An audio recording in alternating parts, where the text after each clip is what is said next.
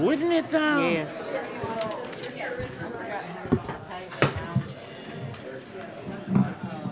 I'd like to welcome everyone to tonight's meeting. This is the There you go. thank you very much. Welcome to tonight's city board meeting.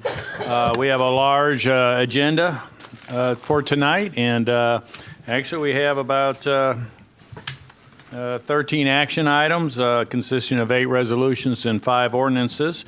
We'll start the meeting with an invocation by Natasha Langston, and our Pledge of Allegiance will be led by representatives of the Hot Springs Boy Scouts Troop 1. Please rise. Let's bow our heads and pray. Dear Lord, we ask you to quieten our minds, still our hearts, and be with us while we make important decisions that concern the city and the people that live in it. Lord, today we recall your faithfulness. Thank you for walking with us every day, that you are with us each moment. Be with each council member that is here, and we trust you to watch over every business, every home, every school, every person that you have created. Proverbs 3:5-6 says, "Trust in the Lord with all your heart and lean not on your own understanding. In all your ways acknowledge him, and he will direct your paths." We ask you in Jesus' name. Amen. Amen.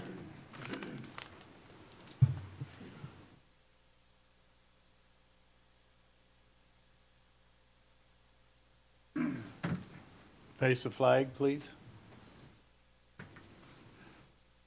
I pledge allegiance to the flag of the United States of America and to the republic for which it stands, one nation, under God, indivisible, with liberty and justice for all. Thank you.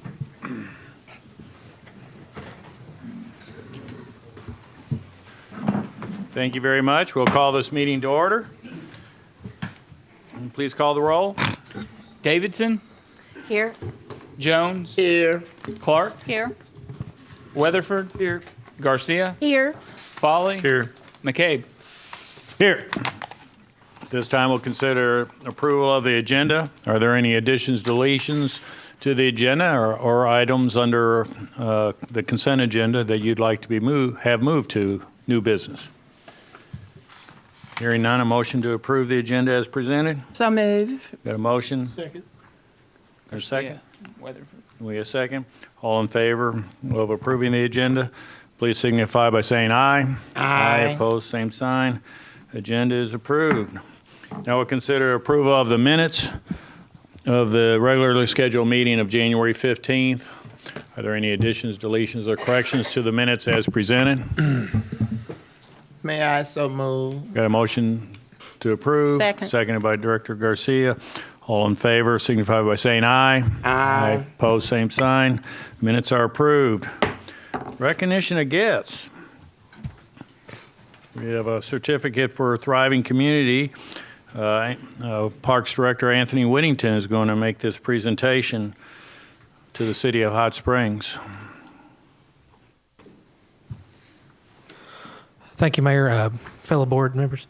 The Growing Healthy Communities, on behalf of the Arkansas Coalition for Obesity Prevention, is proud to recognize the city of Hot Springs as a 2018 Thriving Community.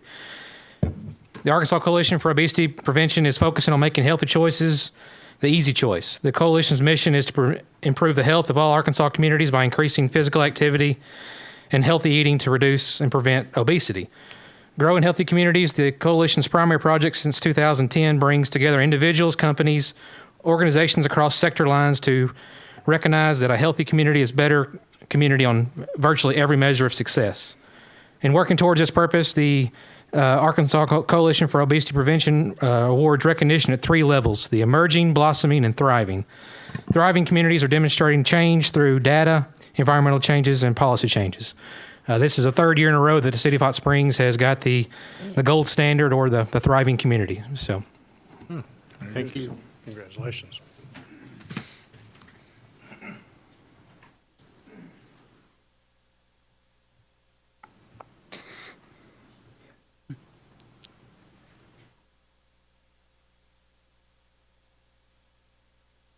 Thank you.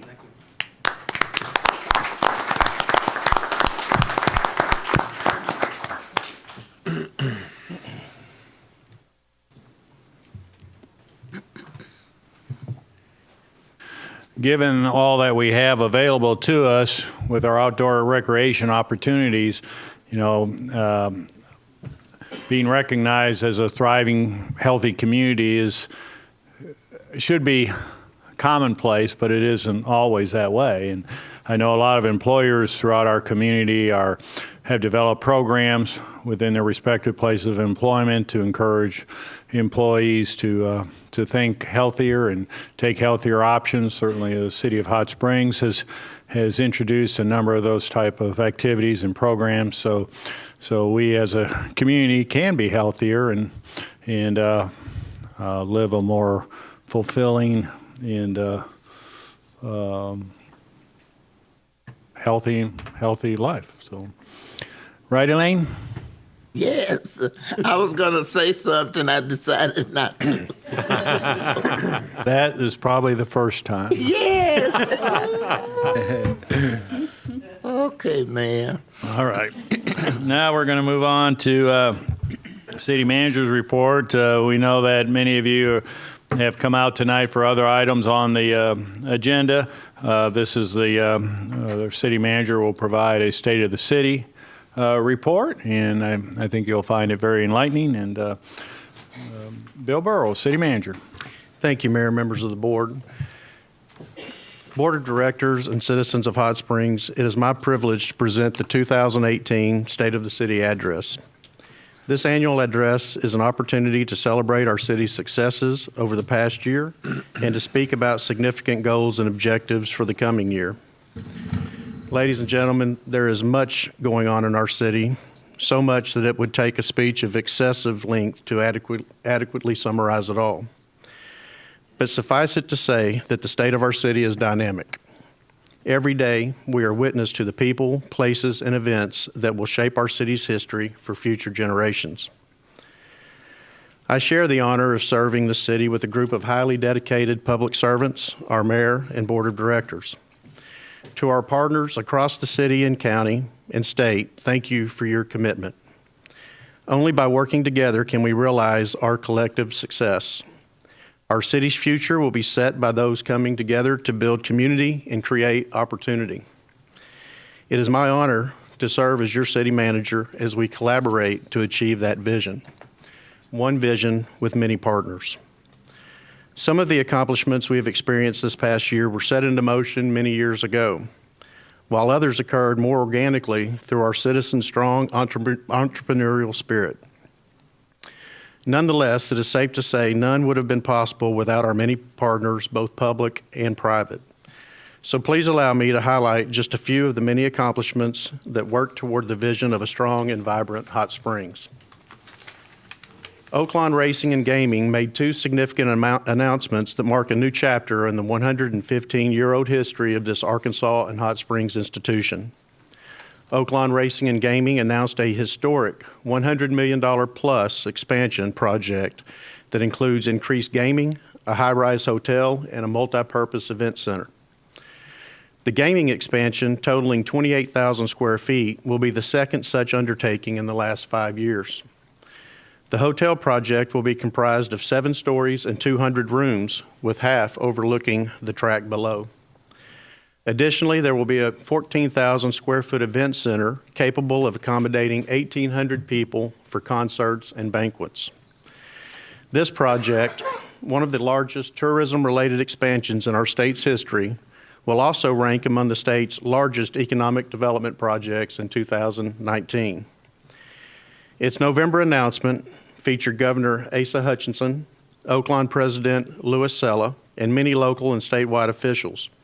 An estimated 2,300 jobs will be created during this construction phase, with several hundred new permanent jobs created once the expansion is completed in 2020. The new live racing schedule, dubbed Stay Until May, was announced to take advantage of the favorable spring weather and allow for more infield days by beginning the season later in January. The new schedule has opened to record crowds so far. Extending the season an additional 3 weeks will continue to allow 2 $1 million races, the Rebel Stakes and the Arkansas Derby, leading up to the Kentucky Derby, along with 3 all-new stake races that are sure to draw crowds.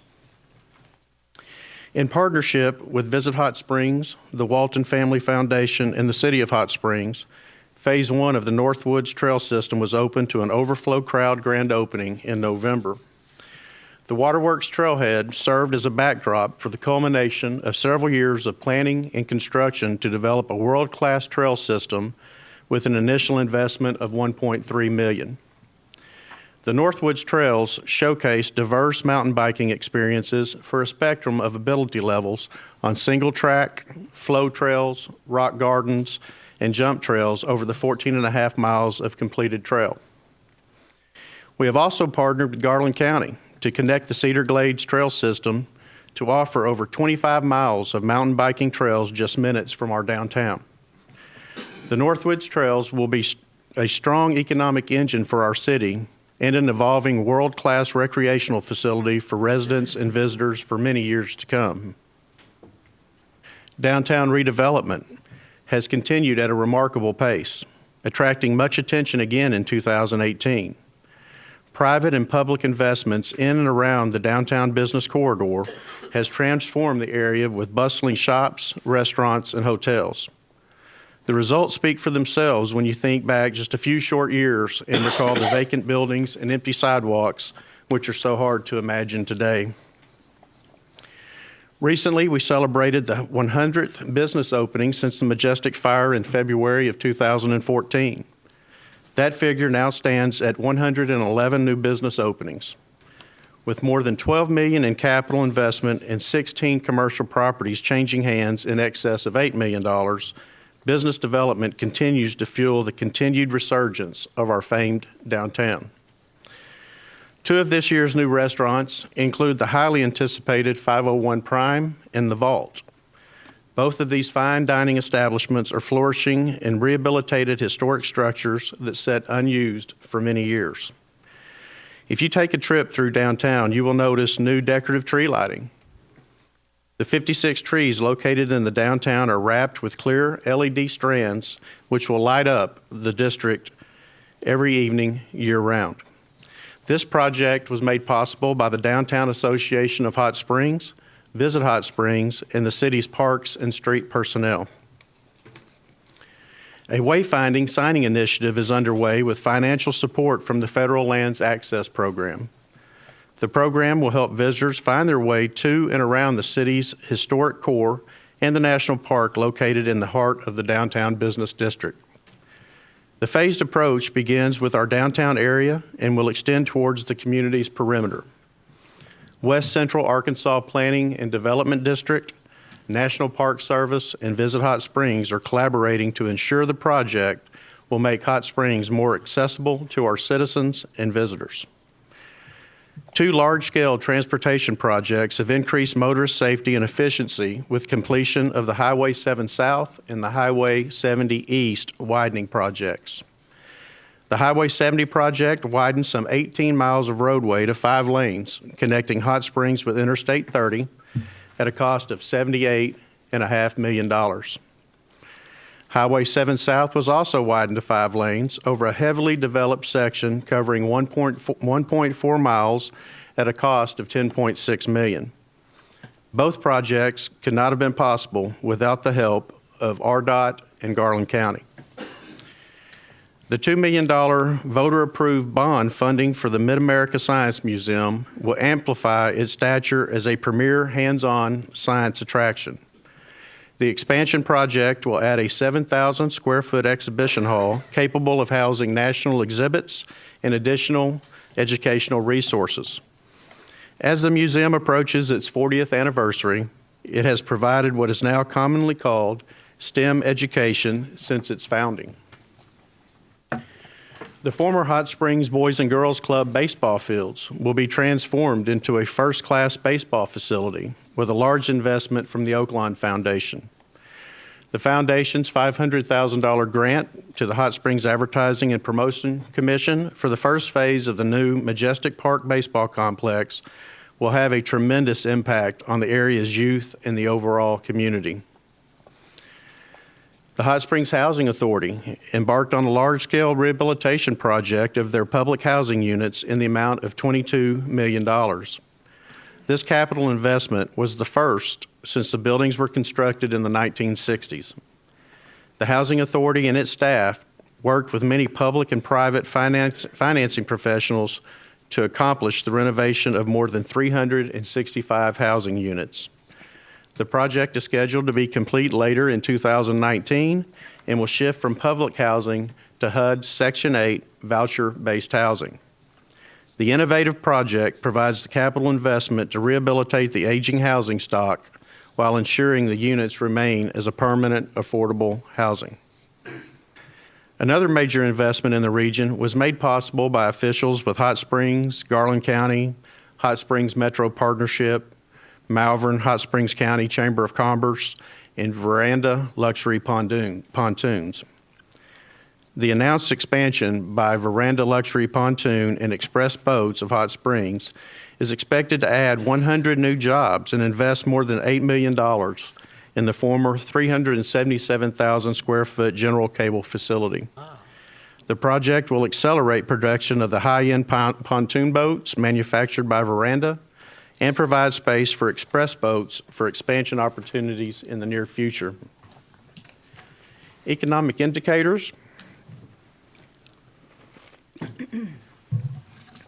The leading indicators for the local economy have continued to post year-over-year growth in 2018.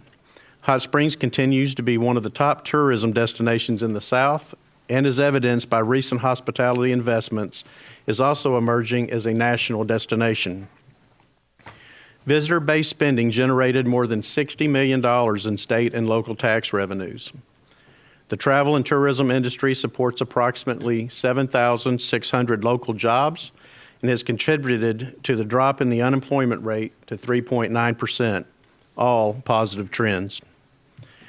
Locally, advertising and promotion tax revenues posted a 3.89% increase over their 2017 figures. This amounts to $6.4 million in revenue collected within the city of Hot Springs, helping rank Garland County as the second highest county in the state for tourism dollars.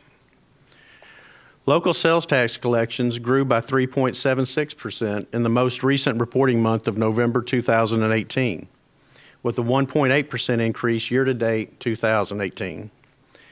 These figures do not include December data due to a 2-month delay in reporting from the Department of Finance and Administration. The steady increases in our sales tax figures provide a solid foundation moving forward, along with other indicators that comprise our revenue streams. The 1.5% sales tax, which provides the city's main revenue source, yields approximately $20 million annually. The tax rate is comprised of 1% for general fund and 0.5% for our public safety activities. As previously mentioned, Oaklawn Racing and Gaming is a major contributor, not only to the local economy, but also the statewide economy.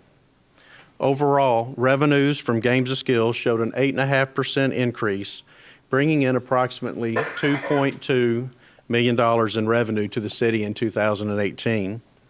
This includes video blackjack, slot machines, and other electronic casino-style games. Although it is still early in the process, we believe the passage of Issue 4 at the recent general election will have a positive impact on city revenue streams.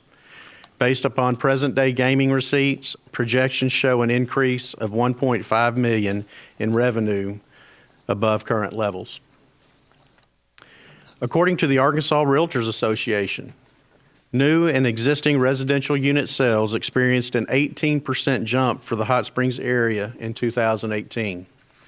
More than 1,500 units were sold in 2018 compared to 1,330 in 17. These were valued at $305 million. City-issued residential building permits demonstrated a similar rise to 20% compared to their 2017 figures. 48 new residential starts with a valuation of over $10.2 million show a strong interest in home buying opportunities year over year. Commercial permit activity was flat compared to 2017, although the project valuations experienced an astounding 70% increase, totaling $53.7 million in 2018. This increase can be attributed to the robust commercial activity we spoke of above, in addition to the school district construction projects in the Hot Springs and Lakeside school districts. Inarguably, the most important service the government provides its citizens is public safety, and it remains a top priority. The Hot Springs Police and Fire Department's training, dedication, and professionalism is recognized and well regarded across the state. The Fire Department was awarded $450,000 in federal grant funds for the construction of a live fire training facility. The facility allows for training scenarios such as live fire, confined space rescue, and high-angle rescue, enhancing the department's readiness and firefighting skills.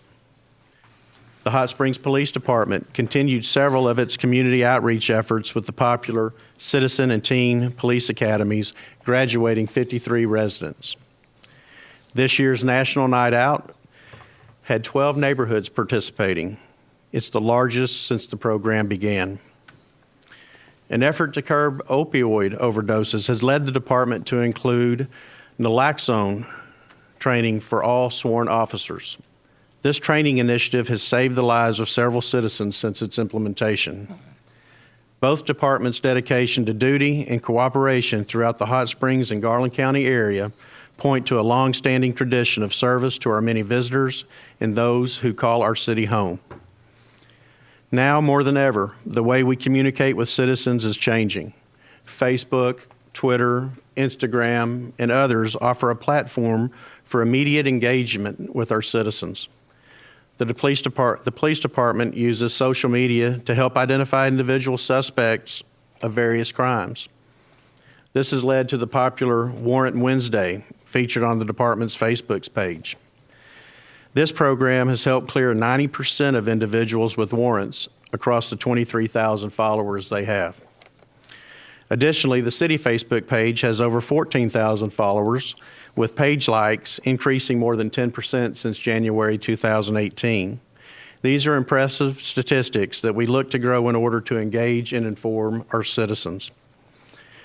Hot Springs has quality of life offerings second to none. From our many well-maintained parks, a growing trail system, to the popular Kimmery Park, recreational opportunities abound. Kimmery Park plays host to more than 1,000 competitors in its youth and adult softball leagues, notwithstanding its growing youth soccer leagues. The Hot Springs Creek Greenway Trail continues to expand south to Lake Hamilton with the completion of the $745,000 Utility Service Center phase. The David F. Watkins Park was awarded a $460,000 grant from the Arkansas Parks and Tourism to complete this innovative park that encompasses stormwater retention, a splash pad, and an ADA accessible playground, all located at a once blighted property along Park Avenue. As you will see, this park is one of a kind, just like its namesake, our late city manager. Hot Springs Memorial Field has experienced record-breaking passenger traffic and fuel sales in 2018, thanks in part to Southern Airways, our commercial air service provider.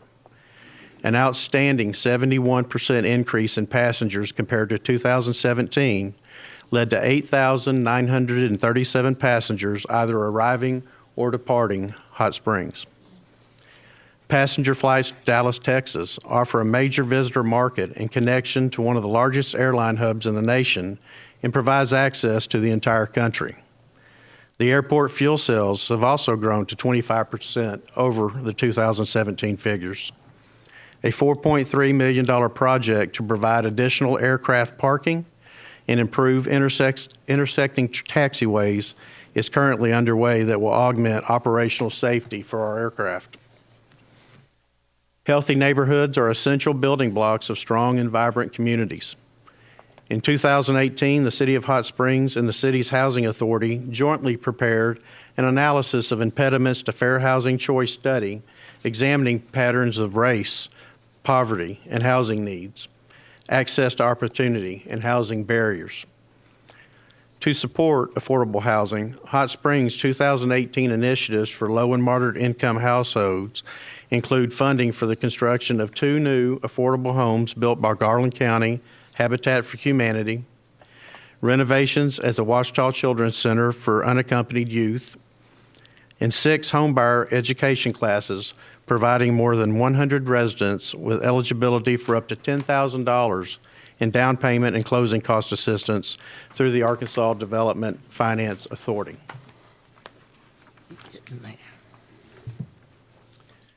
Citizens and visitors will likely notice the population signs changing as we lead to the 2020 census. Planning and Development and Information System staff updated the Census Bureau's addressing files by verifying some 24,000 address points within the city. More than 8,000 addresses were not part of the census files, meaning they would likely not be included in every 10-year count. Staff also took part in a census program to incorporate the citizen populations across the growth areas experienced in the 2010 census. This amounted to 2,738 additional citizens, bringing our population total to 37,931. Population growth inside the city has been relatively flat for the past 30 years, which we expect to change with the upcoming 2020 census. Now I'd like to shift gears and look at a few of the projects and initiatives coming into focus for 2019. The Northwood Trails are off to an extraordinary start, and we will continue to offer support to our friends at Visit Hot Springs and the International Mountain Biking Association. Hot Springs is poised to become the nation's next mountain biking destination and add to our impressive list of recreational assets. The former Majestic Hotel property reached an important milestone when the environmental release and certificate of completion was presented to city officials in November. The property has been guaranteed by the Arkansas Department of Environmental Quality to be free of contaminants and granted a full residential cleanup level with unrestricted development potential. The property is moved into the redevelopment planning stages with April 1st and 2nd dates set for the public input sessions. These sessions will be guided by the board's adopted guiding values and will involve our partners at Kansas State University, University of Arkansas, and of course, each and every one of you. As evidenced by the resurgence of our downtown business district, parking continues to be an area of emphasis and will continue to be for some time. To that end, a parking advisory committee was formed to advise the city manager and board on matters related to parking management, operations, resources, and facilities. Committee members will be approved in the coming month and begin their difficult task of facilitating a long-term strategic vision for parking, all for the betterment of the downtown business district. The installation phase of the city's radio communication project will be completed during the summer of 2019. As we transition to the implementation phase during late summer, our first responders and other departments will benefit from the system's excellent level of signal strength and its high level of availability. The new dispatch center will be a state-of-the-art facility integrating the handling of the city's police, fire, and emergency medical communications into a single facility, incorporating next-gen 911 technology. Interoperability between the city, county, and state agencies will be accomplished by selecting any number of a vast array of common channels that are shared by all of these entities utilizing the AWIN platform. We have positioned ourselves to handle the increased development and growth with the completion of our water treatment master plan. System improvements for the coming 20 years have been identified, leading to the 3 million gallon elevated water tank and major upgrades to the existing Hollywood water tank, as well as the current Ouachita water treatment plant located on Upper Lake Hamilton. In addition, progress continues for the future water supply on Lake Ouachita. Property has been purchased for the new water treatment plant, and geotechnical analysis has begun at the proposed intake site. We're very happy to see that project moving forward. In closing, Hot Springs is not just those of us in city government. It is everyone who works, lives, visits, invests, learns, plays, innovates in this amazing community. As we forge our path forward, we must be mindful of the relationships we have between our many partners. Working together, our combined resources, strengths, and shared focus can accomplish notably more than our independent efforts. We are interconnected, and we must strive to build and maintain partnerships and collaborations for the betterment of our communities and our region. Strengthening this cooperative framework will serve as a solid foundation as we face new challenges and work toward future accomplishments. It's an exciting time to be in Hot Springs, and the future points to an even more positive change and progress. As your city manager, I look forward to this time next year when I can report even more progress that our community has yet to realize. Individually and collectively, let's continue to help Hot Springs move forward for the benefit of this generation and for those to come. Thank you.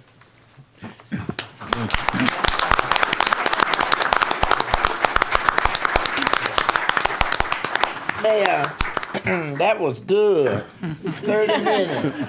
I applaud you, Mr. City Manager. 30 minutes. Thank you. I would like to just thank all of those that had a role in providing information for this particular report. I want to thank the Assistant City Manager, Lance Spicer, our Public Information Director, Terry Payne, and our Administrative Executive Assistant, Sheila Winter, for their help in preparing this report. And it's a pleasure to serve the city of Hot Springs. Thank you, Bill. Very good. Thank you very much. I thought she was going to move to adjourn, Mayor. It's a little too early. Well, it took us about 15 minutes to get to his report, so his report was only about 15 minutes long. Oh, okay. That was great. Very good. We'll continue on with Board of Directors announcements regarding upcoming events. Anyone have an upcoming event? Director Garcia. Thank you, Mayor. I wanted to announce as a member of AARP, AARP is providing tax preparation assistance at the Garland County Library. And Monday through Friday, they have assistance from 10 a.m. to 2 p.m. And also on Tuesday, Wednesday, and Thursday, they also provide additional assistance from 3 to 7 p.m. There's more information at the Garland County Library or on their website at gclibrary.com. And also, I wanted to invite you to a meeting in District 5 Friday at 5 p.m. at the center located at 305 Forest Lakes Boulevard. And as was mentioned earlier in the city manager's report, we have a lot of investment occurring in the city of Hot Springs. And within the city in District 5, we have a lot of that investment, including the $100 million at Oaklawn. And Mr. Eric Jackson will be there and will be going through the plans and the rollout of that investment. And there will also be refreshments. So if you have time, come by at 5 o'clock. Thank you. Very good. Thank you. Any other announcements? Director Davidson. Yes, thank you. From time to time, well, rather often, I get questions from people that say, you know, Park Avenue used to be the worst district in the city. What did you all do?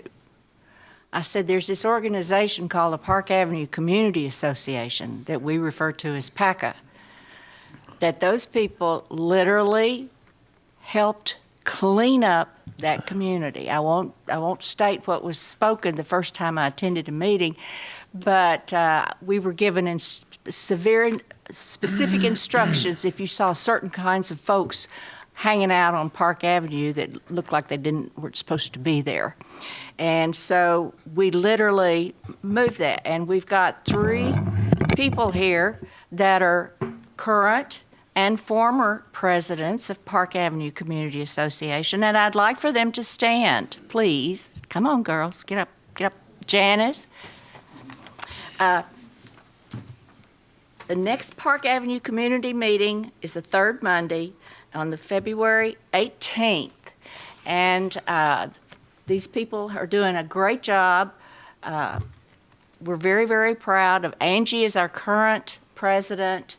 And as you know, if you've been here in Hot Springs a long time, you know the difference that Park Avenue has now compared to what it did 10 and 20 years ago. And I've actually been a resident of that area longer than I've lived anywhere in my entire life. As a former military brat and rancher's kid, you know, every 2 years you get the itch to move. And I did living up there, but I've been there 7 years, and I love it, and it's quiet, and it's peaceful, and we don't hear gunshots anymore like we did when I first moved up there. So thank you. All right, Mayor, I can't let this go by. Director Jones. Mine is not upcoming, but I have some Gateway people that's here tonight that's really worked on the Pleasant Street, formerly Pleasant Street, which is Gateway Community. Mr. Beard's even here tonight. He's my favorite guest. When you see Mr. Elmer Beard, he's my favorite guest. And we have 2 young entrepreneurs that's going to be our Gateway. Stand up, young men, so you can be seen. Stand up. Don't be shy. After school program right now at Webb Center and they're helping children learn how to eat. My niece say food grown in the ground, no meat. Thank you, Mayor. Well, thank you very much. Since you recognize Mr. Beard, I believe he's also the newest member of the Garland County Election Commission. He is. Very good. Thank you, Mr. Beard. Well, we have a couple of us haven't said anything. Anybody else? Director Filey? Director Weatherford? No, sir. Well, then I'll say something. Bill Burrough, City Manager Burrough, made a comment about the mountain biking in the Northwoods. And I know a lot of people in town don't necessarily follow what's going on in other parts of the state or even the world as it as it relates to cycling. But in 2022, the state of Arkansas, Fayetteville, is going to host the UCI, which stands for Union Cyclists International, Cyclocross World Championships up in Fayetteville. Now, this is in cyclocross, this is equivalent to their Super Bowl. It's the 7th game of the World Series. It's the 7th game of the Stanley Cup. It's the Indy 500. It's the Daytona 500. It doesn't get any bigger. People from around the world will be coming. The Danes are some of the strongest cyclocross riders in the world. The Swedes are there. The Germans are there. The Europeans are really, really strong. The Americans are not quite as strong as they are, but it's going to be held up in Fayetteville. And so don't think that people who are going to watch that aren't going to come down here to Hot Springs and do the Northwoods in that. And so it's not that far of a drive. If they're coming around the world to watch this stuff, they're going to come down to Hot Springs. So maybe someday our community can be the host of the World Championships in cyclocross. So cyclocross is a spectator-friendly sport because they do laps around a circuit, and you can't see the whole thing. It's not like a racetrack per se, like an auto track where you might be able to see much of the course, but there are a tremendous number of vantage points. So I would think there's going to be a number of people from Hot Springs that are going to try to get a room reserved somewhere and go up to Fayetteville and watch that. So, tomorrow night, just a shout out to Wednesday Night Poetry. 30 years of continuous Wednesday night poetry readings. This will be celebrated. This anniversary will be at the Collective Coffee at north end of Central Avenue. And Bud Kenny founded this with the assistance or the persistence or the pushing of Benini. And so for 30 continuous years, rain, shine, snow, ice, they had poetry readings. So congratulations to that fine organization. Okay, there being no other upcoming announcements, we'll move to the consent agenda. These are items of generally routine in nature and do not merit individual discussion. So with that being said, I'll entertain a motion to approve the consent agenda as presented. So moved. Got a motion by Director Clark, seconded Second. by Director Garcia. All in favor signify by saying aye. Aye. Opposed, same sign. The consent agenda is approved. Our first resolution is R 1911. Ask the city attorney to read by title. Mayor, this is Resolution R 1912, a resolution. Oh, I'm sorry, accept- 1912. Oh, it's quite all right. A resolution accepting a donation of certain real property from Hot Springs Friends of the Park for further development of the Hot Springs Creek Greenway Trail, known as the Southern Trail Phase 1. That concludes your reading. If you would, entertain a motion second to adopt and have discussion, if any. Motion to adopt? So moved. Director Second. Foley, seconded by Director Weatherford. Clark? Thank you. And Mr. Anthony Whittington, Parks and Trails Director. Thank you, Mayor. This resolution is to approve accepting the donation of property of Hot Springs Friends of the Park for future greenway development. This property was acquired by Hot Springs Friends of the Park with the intent to be donated to the city for further development of the trail. This section of the greenway will be Southern Trail Phase 1, which goes from its current location, which is 850 feet past the Golf Links Bridge, to the TV Hill or the newly renamed Gene Wallace Wetlands Trailhead. This is one of the last pieces that we need to get before we can proceed to construction. If you look on your monitors, the property is, if you go down Golf Links and that curve where the Heritage Nursing Home is, it's directly west of the nursing home property. It's kind of in the shape of a number 7. So it's 1.20 acres. So I bring that to you right now. Thank you. Very good. Any questions of Mr. Whittington? Thank you. I do have a question. Mr. Whittington, do you know how much property and funds have been provided to this initiative from the Hot Springs Friend of the Park? Overall, I do not have those with me. I know this was around $8,000 value for this property. Yeah, I mean, we keep getting these portions, and the Friends of the Parks for further development, I think, have been for the Greenway Trail.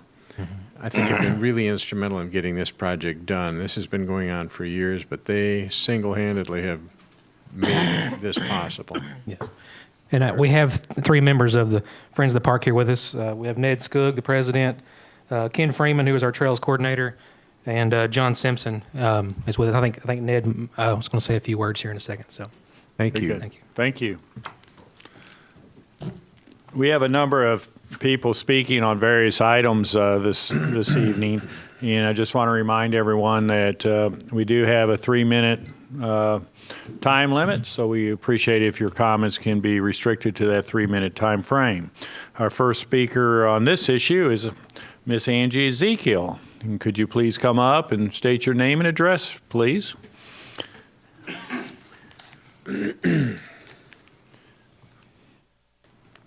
Angie Ezekiel, 508 Mountain Valley Street. I am also on the Parks and Trails Advisory Committee, so I've had the pleasure of watching over the last couple of years the development of the Greenway, the further development and expansion, as well as working with the Friends of the Park and their roles in that. And I can say that I use the Greenway quite a bit. It's a nice hike.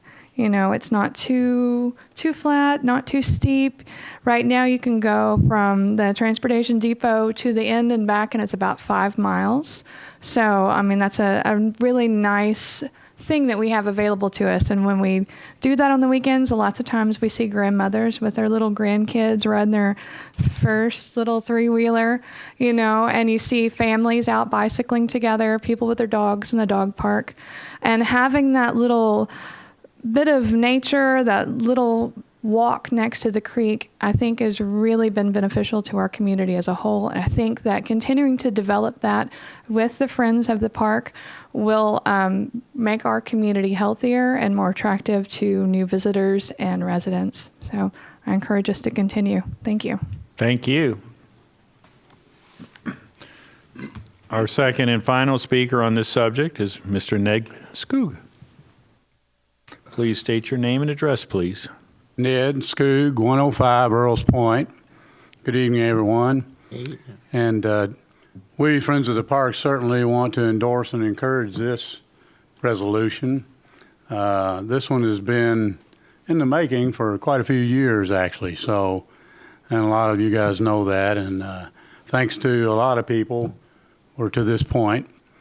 And thanks to staff and board and many people for all the past so far, looking at the Happy Old Trail completion and things like that. So it's really good. We, as Friends of the Parks, plan to continue helping, and we just look forward to working together to continue the progress of some other trails, even in the Master Trails Plan, and I think they'll turn out equally as well. So thank you very much. Thank you. That completes those that signed up to speak on this issue. Discussion amongst directors. Hearing none, please call the roll. Davidson. Aye. Jones. Aye. Clark. Aye. Weatherford. Aye. Garcia. Aye. Folly. Aye. McCabe. Aye. Resolution is adopted. This time we'll consider resolution number R1913. I ask the city attorney to read by title. Resolution number R1913, a resolution approving the extension of the aviation fuel agreement with Avfuel Corporation. That concludes your reading, Mayor. If you would entertain a motion to second to adopt. And have discussion. Motion to adopt. So moved. Mr. Clark, seconded by Director Jones, and Mr. Glenn Ballantyne, Director of the Airport Director. Welcome. Thank you, Mayor. Avfuel Corporation was selected through the competitive RFP process in 2015 for a five-year term. This is the third of 4 possible extensions. Since July 2001, we have contracted with Avfuel as the city's aviation fuel supplier. Since beginning with Avfuel, our fuel prices have been consistently competitive within the state. Avfuel has given excellent service both in fuel delivery as well as meeting their contractual obligations on maintenance issues and providing free of charge fuel trucks. Avfuel is a big supporter of Arkansas airports where they promote and support events throughout the state. We forecast an expense of $1.3 million with Avfuel in this upcoming year. Any questions? Very good. We have any questions of Glenn? Thank you.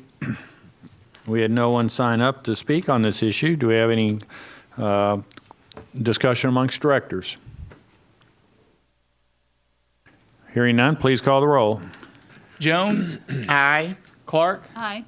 Weatherford. Aye. Garcia. Aye. Folly. Aye. Davidson. Aye. McCabe. Aye. Resolution's adopted. This time we'll consider resolution R1914 and ask the city attorney to read by title. Resolution R1914, a resolution approving analysis of impediments to fair housing choice study. That concludes your reading, Mayor. If you would entertain a motion second to adopt and have discussion, if any. Motion to adopt. So move, Director Mayor. Jones, seconded by Director Foley. And, Planning Director Kathy Selman, welcome. Thank you, Mayor. Good evening. The city and the Housing Authority work together to prepare a fair housing study to look at housing choice and access to community resources. This study, known as an analysis of impediments to fair housing choice, discusses how residents decide where to live, what neighborhoods offer the most opportunity, and other fair and affordable housing issues in Hot Springs. It also outlines strategies the city plans to take to improve fair housing choice. The Fair Housing Study is a requirement of the U.S. Department of Housing and Urban Development for grantees that receive Community Development Block Grant funds as an entitlement. HUD requires that grantees work to eliminate housing discrimination, provide fair housing choice for all persons, and annually certify that it is affirmatively furthering fair housing. An important component in the development of this study involved community input. 28 people attended a public meeting. 20 interviews were conducted with individuals and organizations. 3 focus groups were held, and 132 residents completed a survey. Data from the Census, American Community Survey, and HUD was analyzed, and City and Housing Authority policies and plans were reviewed. The study identified 8 housing impediments, which are actions, omissions, or decisions that restrict or have the effect of restricting the availability of housing choices based on race, color, religion, sex, disability, familial status, or national origin. The study also includes recommended actions the City and Housing Authority should take to address impediments and improve fair housing choice. The study was available for public review and comment between November 27th and January 14th. 16 residents attended one of 3 public hearings to discuss key findings and recommended strategies. The Community Development Advisory Committee unanimously recommended the analysis of impediments to fair housing choice study during their January 3rd meeting. Adopting the study does not impact the general fund. It does not establish policies or procedures. Any proposed actions to address identified impediments that may impact funds, policies, or procedures will be presented to the Board of Directors separately for consideration. Thank you. Any questions of Director Salmon? Director Garcia? And I understood that any recommendations to the board, the CDAC committee has already gone through it, but they're going back through to study it. If there's recommendations to present to the board, they will come forward from them. Yes. And you currently have an opening in that committee from District 2, is that Yes, we correct? do. Mhm. So that's, if anyone here or watching is in District 2 and interested in serving on this committee, we hope you come forward and submit. Absolutely. Thank you for mentioning that. Thank you, Karen. Director Salmon, who prepared this report? This study was prepared by a group called Matrix Associates. They worked very closely with the Housing Authority and with the city to take a look at the things that the Housing Authority and city thought needed to be looked at, and they were extremely responsive to the local input that was received through the meetings, the surveys, focus groups, and so forth. They gave us a plan that was very much tailored to Hot Springs and our situation and circumstances here, and didn't just give us a template with cut and paste on somebody else's study. This is a Hot Springs study. Great. Just for those in the audience and those at home, our board packet for this meeting was 327 pages long. And this report was 129 pages, not including the appendixes. So I enjoyed reading every page. I did too. I did. Director Foley, I think he scoured every page as well as many of the other directors did. Those of you, if anyone wants this report, Kathy, where can they get this? It's Because this was available an online. interesting report. Online. It is available at the city's website. Okay, city website, and the title of the report would be? Analysis of Impediments to Fair Housing Choice, 2019. Well, thank you very much. Thank you. Mayor, I did read the entire report, and I want you to know I would encourage the community to read it because some of the results were stunning, absolutely stunning in a negative way. We hear lots of comments about homeless people and we should do this or we should do that, but we haven't taken care of some of the basics in our community that protect people who need housing. And this study really puts a light on that. And there are reasonable ways to approach it, and I would encourage the public to get online and look at this report because it is eye-opening. Yeah, I agree. Thank you. Thank you, Kathy. Thank you. Any discussion amongst directors? Hearing none, please call the roll. Clark? Aye. Weatherford? Aye. Garcia? Aye. Folly, Aye. Davidson, Aye. Jones, Aye. McCabe. Aye. Resolution's adopted. This time we'll consider resolution number R 1915 and ask the city attorney to read by title. Resolution R 1915, a resolution amending Community Development Block Grant Fiscal Year 2018 Annual Action Plan as amended to reallocate $7,503.14 to eligible fair housing, education, and outreach activities. That concludes your reading, Mayor. If you would entertain a motion second to adopt and have discussion. I so move, Mayor. Got a motion by Director Jones, seconded by Second. Director Clark. And Planning Director Kathy Salmon returns. Thank you, Mayor. The City of Hot Springs receives annual funds from the U.S. Department of Housing and Urban Development under the Community Development Block Grant Program. And to receive these funds, the city is required to submit an annual action plan to HUD detailing how funds will be spent during a fiscal year. When changes in spending are needed, the city is required to formally amend the annual action plan describing the changes.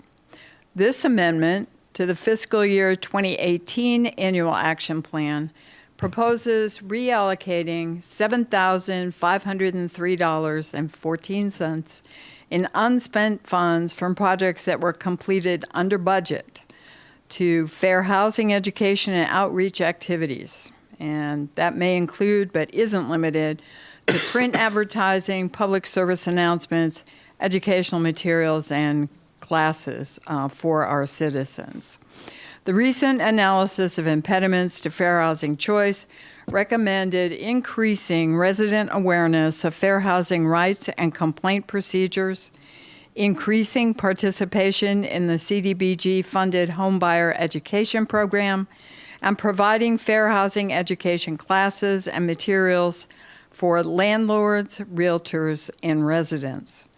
Taking affirmative steps to address impediments to fair housing is a CDBG grant requirement, and these available funds will help us expand our efforts to improve fair housing and access to affordable housing resources.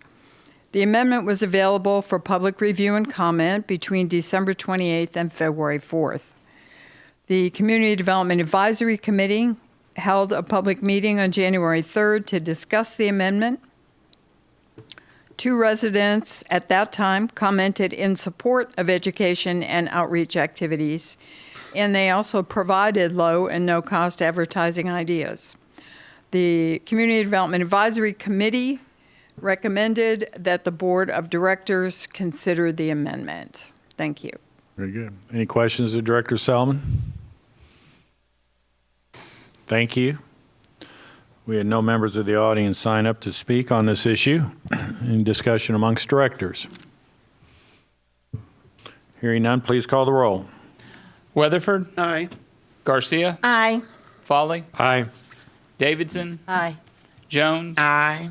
Clark, Aye. McCabe. Aye. Resolution is adopted. This time we'll consider resolution number R 1916 and ask city attorney to read by title. Resolution R 1916, a resolution approving the Community Development Advisory Committee's prioritized fiscal year 2019 applications to be the basis for the fiscal year 2019 Community Development Block Grant Annual Action Plan to United States Department of Housing and Urban Development. That concludes your reading, Mayor. If you would entertain a motion second to adopt. Motion to adopt. So move. Director Weatherford, seconded by Director Garcia. Director Salmon completing her trifecta. Yes, thank you. We are requesting consideration of a prioritized list of fiscal year 2019 Community Development Block Grant applications as recommended by the Community Development Advisory Committee. And I just want to say, this isn't in my notes, my script, but I need to depart to thank the members of your Community Development Advisory Committee. They, everything that they sent to you to read, they have read, and we know they've read it. They spend hours and hours working to be sure that those things that they send forward to you help you in your decision making, and I like to recognize them for that. So thank you. As a grantee of the U.S. Department of Housing and Urban Development Community Development Block Grant Funds, we are required to submit an annual action plan detailing the projects and planned expenses within 60 days of notification of an annual allocation announcement from HUD. At this time, Congress has not passed a 2019 appropriations bill, and HUD is unable to calculate grantee funding.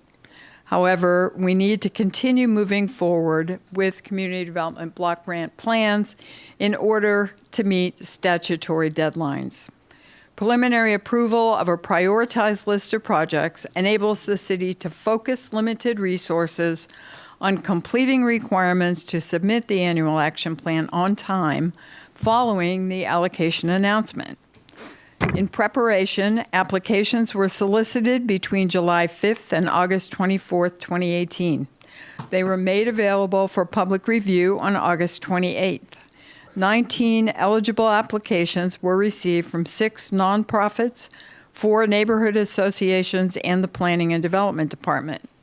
The Community Development Advisory Committee held a well-advertised public hearing on October 4th, in which applicants presented their applications and answered questions.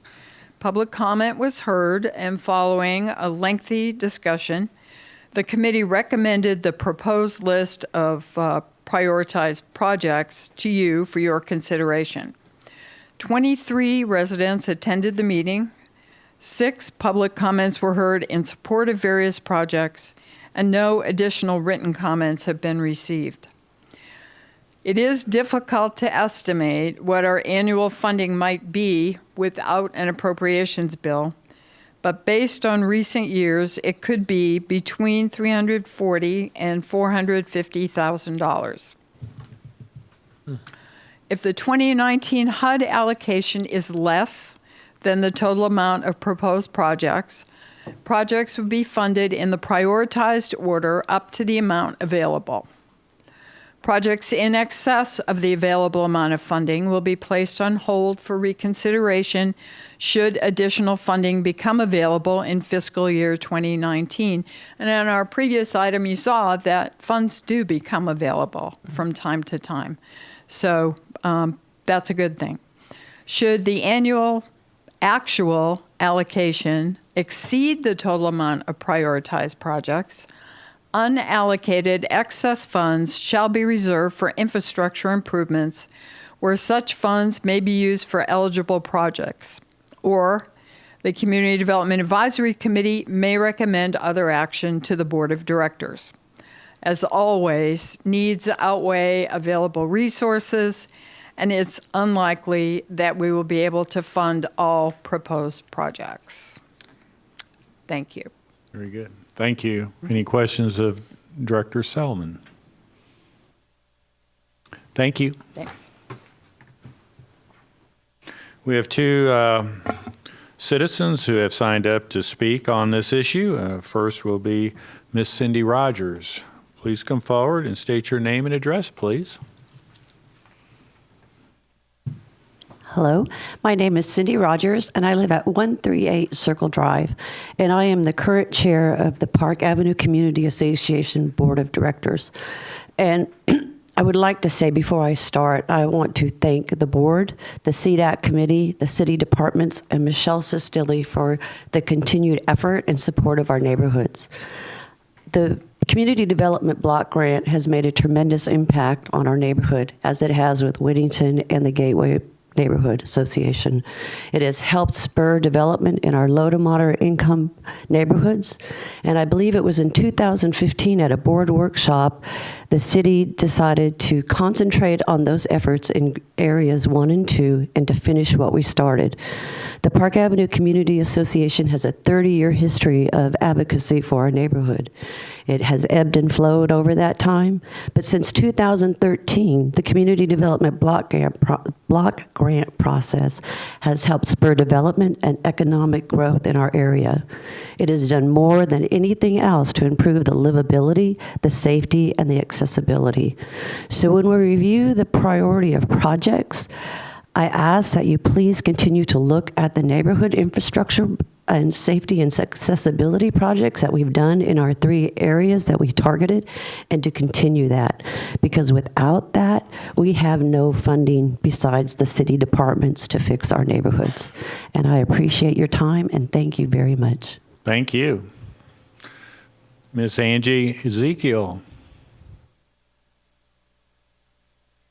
I know you already stated your name and address, but we'd like to hear it again. Angie Ezekiel, 508 Mountain Valley Street. And I'm speaking as the president of Park Avenue Community Association. And as Cindy Rogers already stated, we are very indebted to the CDBG funds to help us revitalize our neighborhood and to increase the walkability and bikeability and general use of our streets and sidewalks, because they were in very bad disrepair.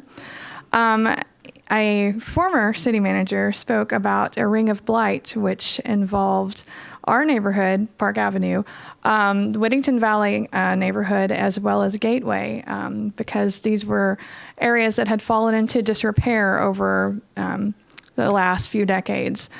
These neighborhoods had very diverse populations and lots of needs that the city alone could not address. Now, with the use of the Community Development Block Grant funds, we've been able to address those infrastructure problems and make our neighborhoods safer and more livable and more inviting. However, some of the, as was mentioned a little bit ago, the needs exceed the available resources provided by the Community Development Block Grants. So I would like to, I always hate to bring this up, but some of the groups that apply for these funds do have other resources available to them where the neighborhood associations do not. Federal, state, and private funds are available to some of the other groups that are applying for these funds. And, in the future, the Community Development Block Grant may be smaller, and we should consider continuing to make the improvements that we've been working towards. Finish what we started first. Thank you. Very good. Thank you. That completes those who have signed up to speak on this resolution. At this time, we'll have discussion amongst directors. Any discussion or comments? I will say that, did you have your hand up? I was just have a comment again to thank the committee for all the hard work they put in to make this list, and it's a very diverse areas that are addressed here: ADA, low-income housing assistance, and it's an excellent list, and I'm glad that they are willing to put in that time to provide the detailed work. Thank you. It was a few years back that the city board changed its policy on utilization of these funds. What year was that, where we focused more on infrastructure versus some individual properties? It might have been more than the 3. 14. Pardon? I think it was 2014. Was around 14. 2013. 2013. Yes. And that's when people start seeing a big impact where we can provide concentration. Ms. Rogers had kind of pointed that out in her comments. And as Director Garcia indicated, this list is really diverse. It focuses on some individual smaller projects that are well-meaning to individual organizations, but at the same time focuses on larger infrastructure projects within the areas that were previously mentioned.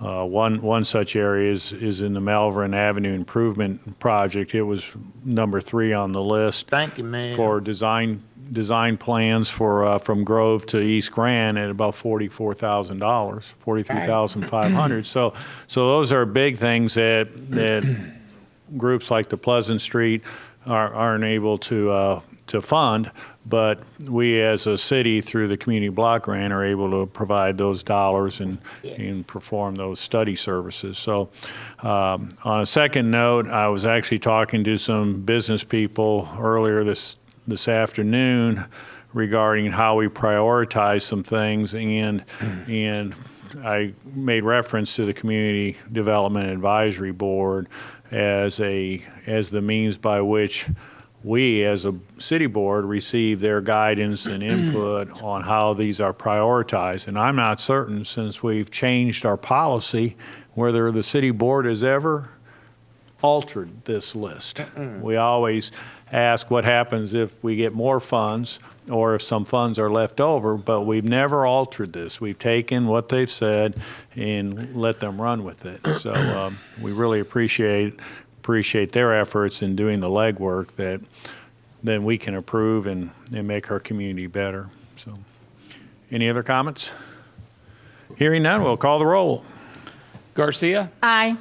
Foley, Aye. Davidson, Aye. Jones, Aye. Clark, Aye. Weatherford, Aye. McCabe. Aye. Resolution's adopted. This time we'll consider Resolution R-1917 and ask the city attorney to read by title. Resolution R-1917, a resolution amending Resolution 2481, adopting general policies and procedures for the creation of advisory committees. That concludes your reading, Mayor. If you would, entertain a motion second to adopt. Motion to adopt. I so move. Got motion by Director Jones, seconded by Second. Director Garcia. And Mayor, I'll address this one. Thank you. Mayor, members of the board, as the title indicates, if adopted, this resolution would amend Resolution 2481, which was adopted by the board in 1990. At that time, committees were referred to as commissions under that particular resolution. They are not commissions, they are advisory committees, and so there was a need to change that reference throughout the entirety of that resolution. But the reason that we looked at this resolution and saw that change needed to be made was due to the fact that we have so many openings on our advisory committees. I think the importance of those committees have been shown here this evening. We've had issues on your agenda concerning the airport, which has an advisory committee, the parks and trails, which also has an advisory committee, and of course CDAC that we've been talking about in the last 3 issues.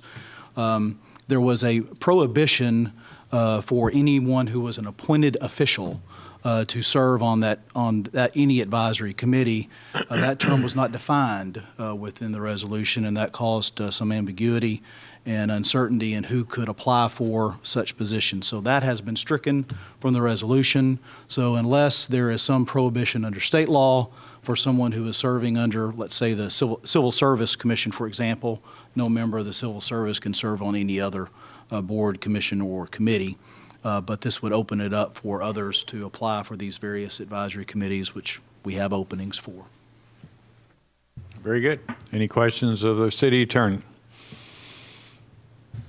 Any discussion amongst directors? Please call the roll. Foley, Aye. Davidson, Aye. Jones, Aye. Clark, Aye. Weatherford, Aye. Garcia, Aye.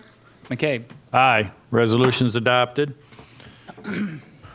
This time we'll consider Resolution R-1918 and ask the city attorney to read by title. Resolution R-1918, a resolution establishing Hot Springs Board of Directors 2019 Arkansas General Assembly legislative priorities. That concludes your reading, Mayor. If you would, entertain a motion second to adopt and have discussion, if any.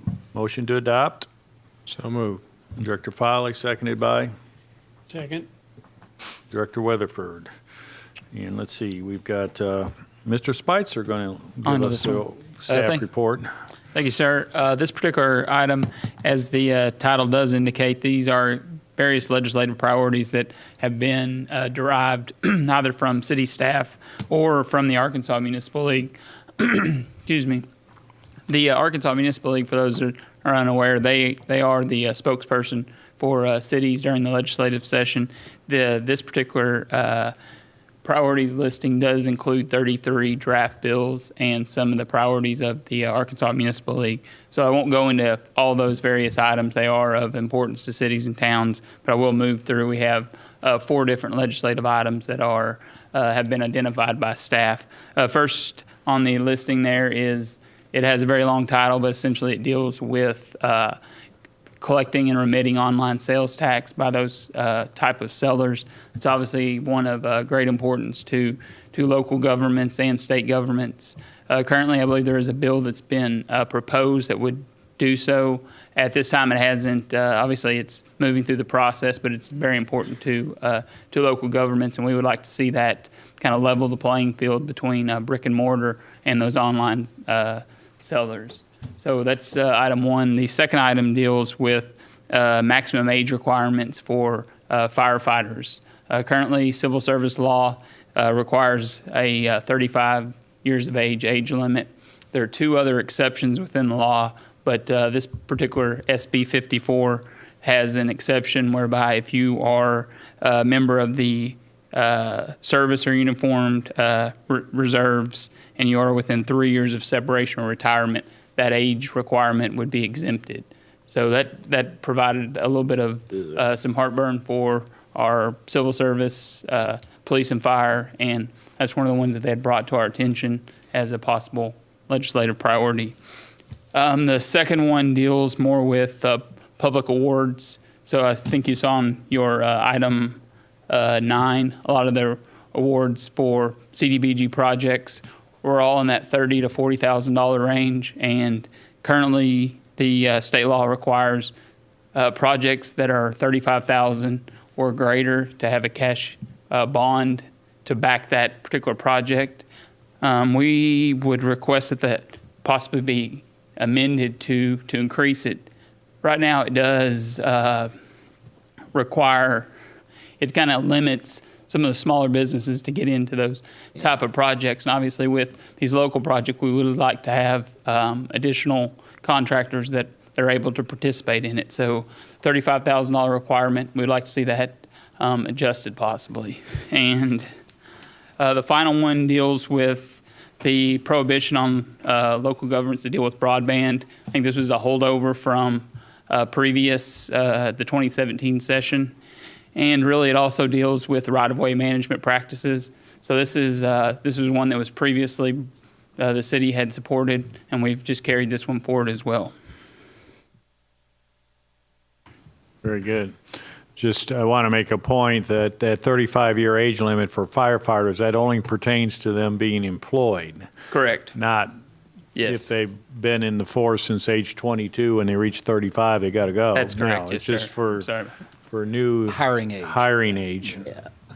They can serve as long as they're physically capable once they're on board. So any discussion, any questions of Mr. Spitzer? Any discussion amongst directors?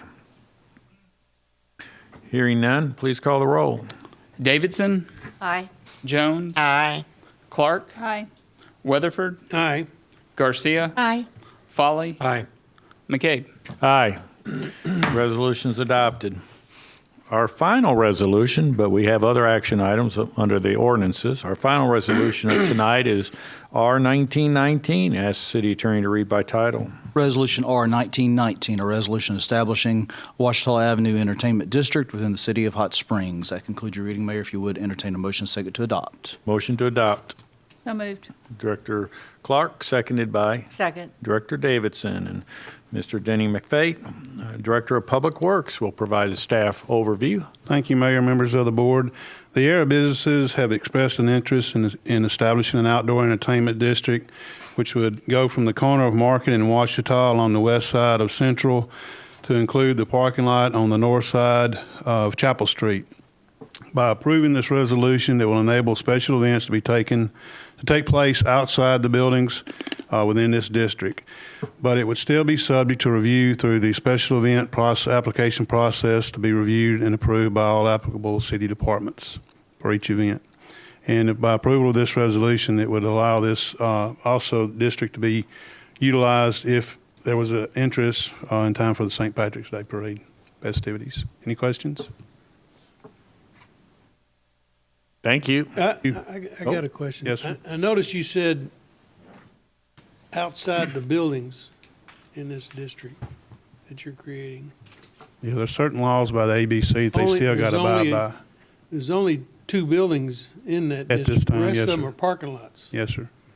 So are the parking lots going to be able to be used? Because you Yes, sir. said outside the That buildings. entire shaded Well, area. I know what we were talking about the other day, but I heard that word outside the buildings and, I meant in the outside atmosphere. okay. I Stand just wanted to corrected. be sure.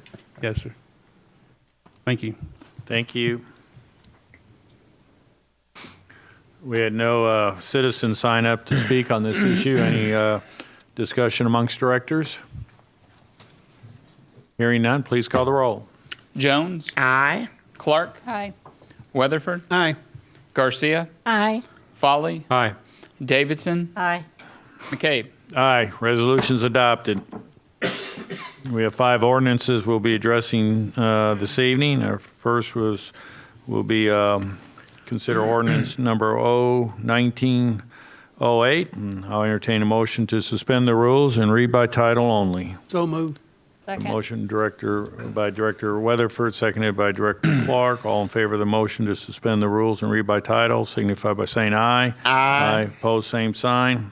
Motion's approved. Council, please read ordinance by title. Ordinance 01908, an ordinance amending ordinance number 6211, adopting new regulations governing the extension and connection of municipal water and wastewater services, declaring an emergency, and for other purposes. That concludes your reading, Mayor. If you would, entertain a motion second to adopt and have discussion, if any. Motion to adopt. So moved. Director Foley, seconded by Director Weatherford. And City Attorney Brian Albright will provide the staff report. Mayor, this is a proposed ordinance that would amend your existing extension and connection policy for municipal utilities. The amendments that are being proposed are primarily focused on economic development opportunities outside of the city of Hot Springs, but that would benefit our community as a whole. One such one that was mentioned in the city manager's State of the City tonight is the expansion of Mid-America Museum. That's actually not inside the city limits, nor is it inside the city's planning area. They need utilities. That's an opportunity for economic development that this amendment would foster, as well as others.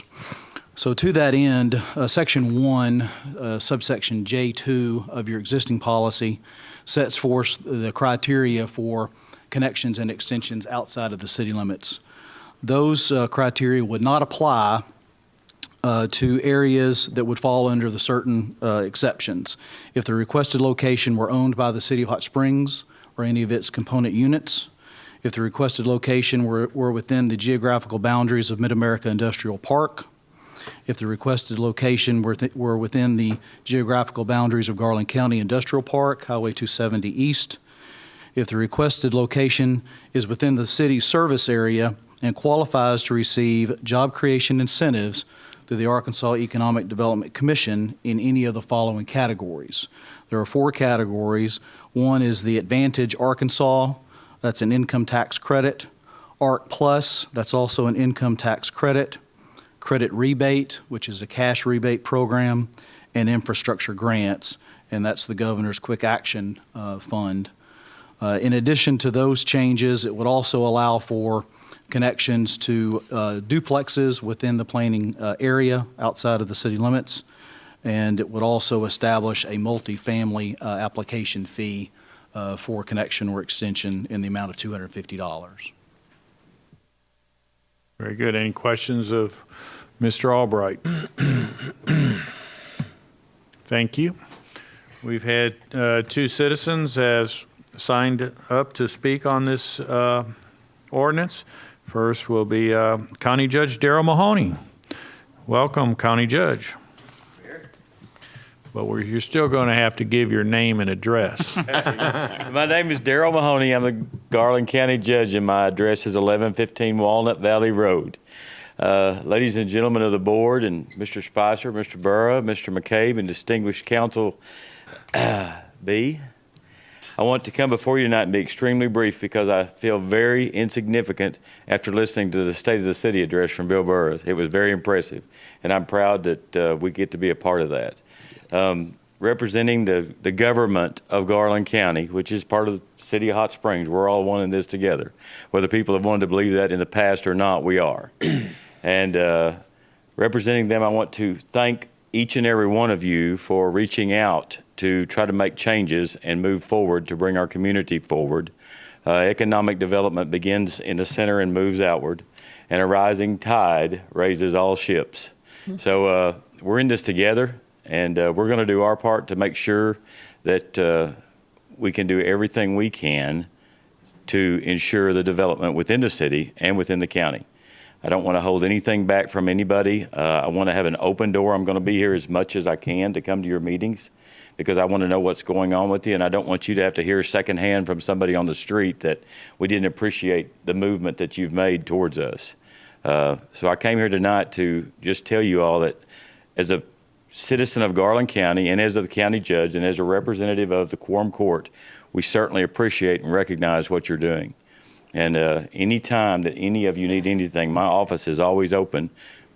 Everybody's got my cell phone that's up here. I believe most of you do. If you don't, call me at any hour if you need anything. I'll be glad to talk to you about it or work through any problem that we could ever have. But once again, I just thank you for the movement, and I'm really excited about the future. Bill and I have talked several times. Pat and I have talked several times. We've already got a few things working together that we're going to try to do. And I hope it all works out. But if it not, we'll go back to the drawing board and get something else. But thank you very much for your time this evening. Very good. Thank you. Thank you. Our second and final speaker that signed up on this ordinance is Mr. Gary Troutman, President of Hot Springs Chamber of Commerce and Metro Partnership. Thank you, Mayor. Welcome. Gary Troutman, 451 Lakeland Drive. I don't think I can say anything more eloquently than the county judge just did, but I do want to commend you all on this proactive measure. It goes back to a meeting in June that between the city and county, and congratulate City Manager Burrough, Mayor McCabe, and City Attorney Albright, as well as County Judge Mahoney for being there and looking for solutions instead of and reasons not to work together. Bill mentioned in his State of the City spirit of partnership and collaboration, and nothing could resonate more than this. We take benchmarking trips each year, and we don't go to cities that aren't doing well. We go to, Mayor, I know you went to Asheville on the very first one. We've been to Asheville, we've been to Saratoga Springs, I should say. Asheville, Saratoga Springs, Oklahoma City, and Chattanooga. And the commonality in all those in Pensacola that we're working with now is their city and county work together, and they are proactive. And I would strongly ask you to consider this. And finally, in a maybe a more selfish vein, I'd liken it to college recruiting. Everyone is high on their university and feels good about their particular school, but it sure makes it a lot easier on the recruiter when they know they've got a great stadium, a great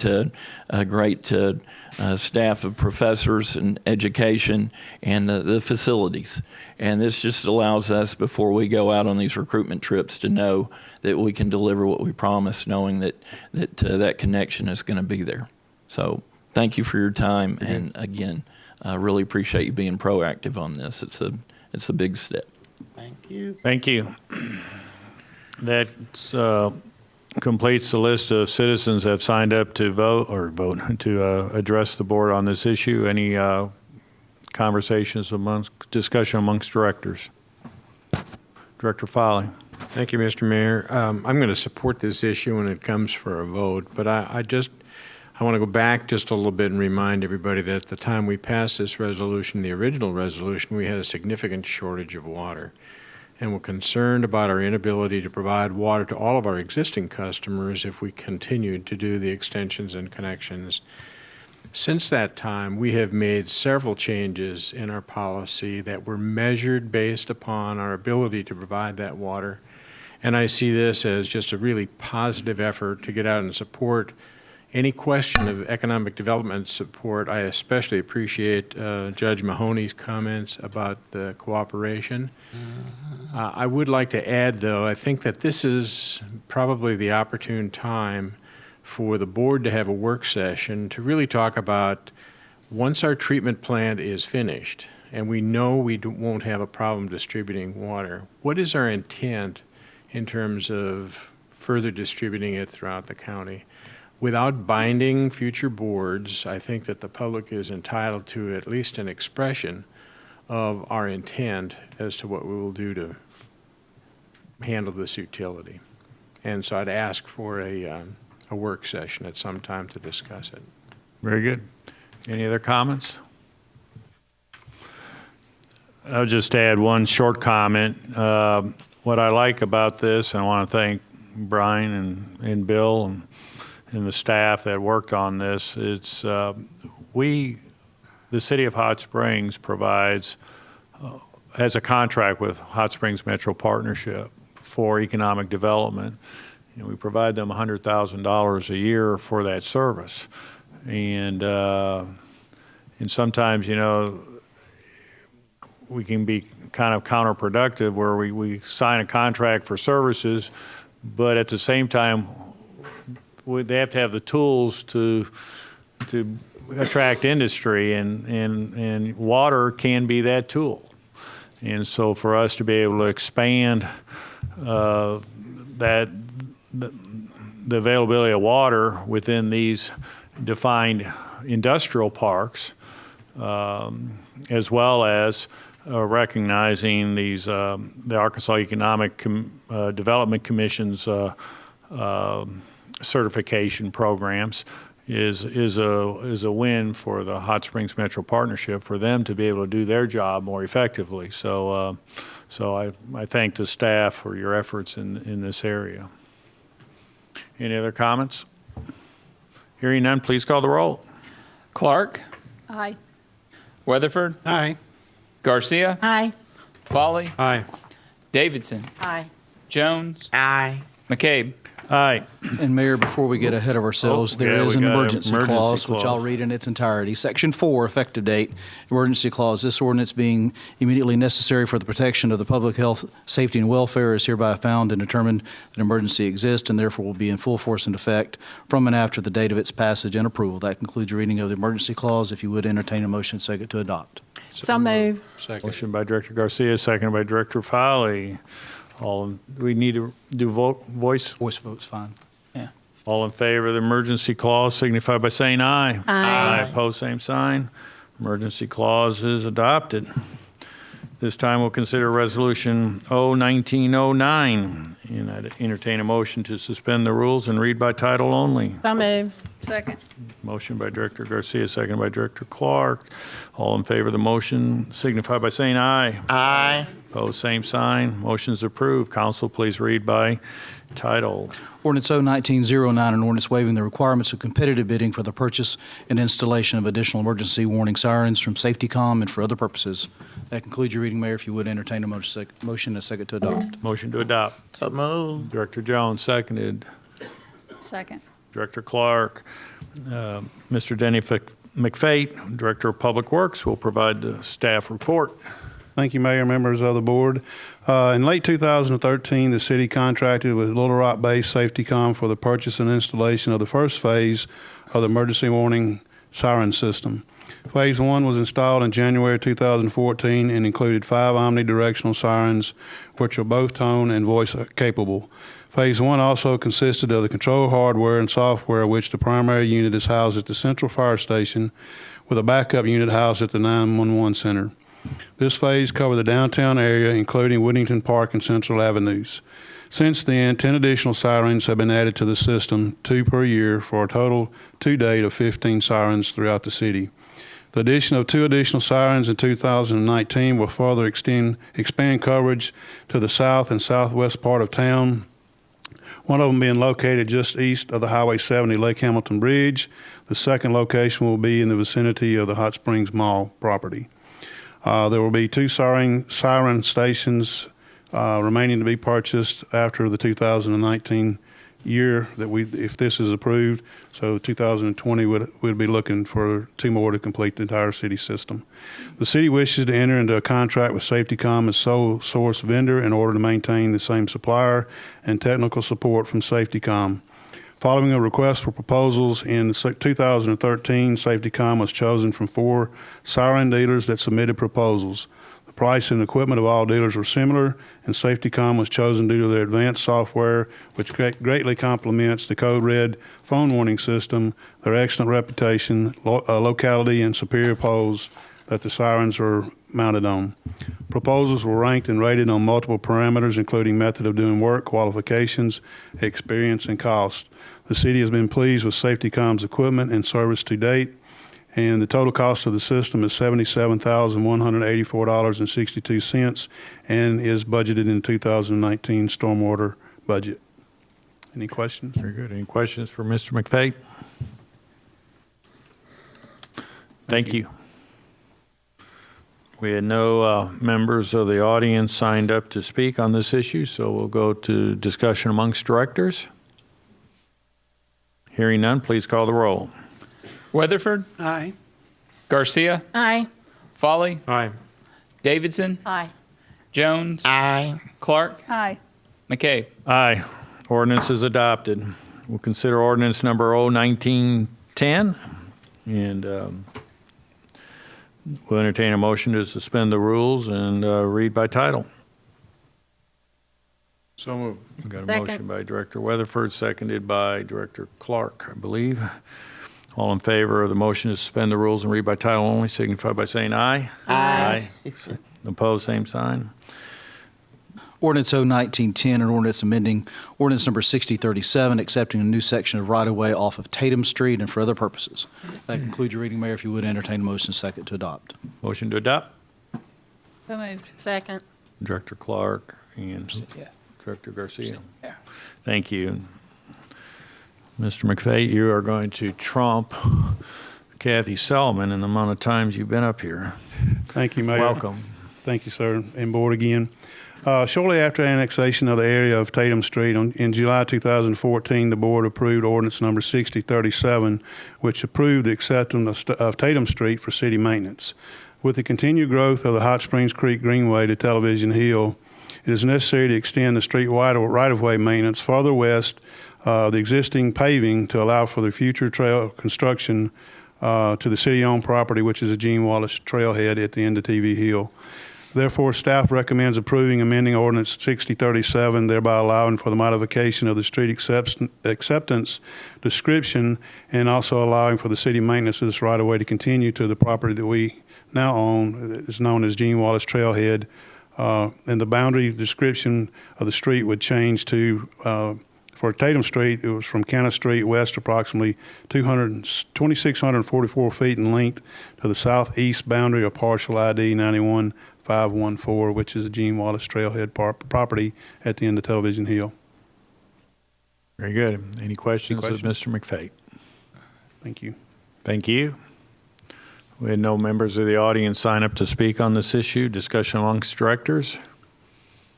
Hearing none, please call the roll. Garcia, Aye. Folly, Aye. Davidson, Aye. Jones, Aye. Clark, Aye. Weatherford, Aye. McCabe. Aye. Ordinance is adopted. Now we'll consider ordinance number 01911 and entertain a motion to suspend the rules and read by title only. Motion to suspend the rules. So moved, Mayor. Second. Director Jones, Folly. Director Foley. Please read by title. Oh, all in favor of the motion to suspend the rules, please signify by saying aye. Aye. Opposed, same sign. It's getting late and they're weakening on me. Here we go. Ordinance 01911, an ordinance approving a street name Arvest Way located between Falls Road and Section Line Road, accepting Arvest Way as a city street and for other purposes. That concludes your reading, Mayor. If you would, entertain a motion second to adopt and have discussion, if any. A motion to adopt. So moved, Mayor. Director Jones, seconded by Director Weatherford, and for his fourth and final appearance this evening. Yes, it is. Thank you, Mayor. Taking the lead from Planning Director Solomon, we have Public Works Director Denny McFate. Thank you again. Mr. Mayor, the Arvis Bank located on the corner of Files and Section Line Road are requesting the naming of a section of private street that is located between Arvis Bank and the Keystone Crossing Shopping Center. These streets have been inspected and meet city specifications. Therefore, staff recommends approving the name of this street as Arvest Way and also the acceptance of the street and right-of-way for city maintenance. Any questions? Very good. Any questions of Mr. McFate? Thank you very much. Thank you. You have a splendid evening. Thank you. We had no citizens sign up to speak on this issue. I actually thought Dean was going to walk right out the door into this car. We had no individuals sign up. Discussion amongst directors. Hearing none, please call the roll. Foley, Aye. Davidson, Aye. Jones, Aye. Clark, Aye. Weatherford, Aye. Garcia, Aye. McCabe. Aye. Ordinance is adopted. Our final action item of the evening is to consider ordinance number 01912. And I'd entertain a motion to suspend the rules and read by title only. So moved. Second. Director Weatherford, seconded by Director Garcia. All in favor of the motion to suspend the rules and read by title only signify by saying aye. Aye. Opposed, same sign. Motion's approved. Please read by title. Ordinance 01912, an ordinance amending ordinance number 5329, adopting the Hot Springs Plumbing and Gas Code 2003 edition, closed paren as amended, hereby repealing certain sections relating to RPZ testing and for other purposes. That concludes your reading, Mayor. If you would entertain a motion second to adopt and have discussion, if any. Motion to adopt. So moved, Mayor. Director Jones, seconded by Second. Director Weatherford. And Lance Spicer is going to provide a staff report. Yes, thank you, Mayor.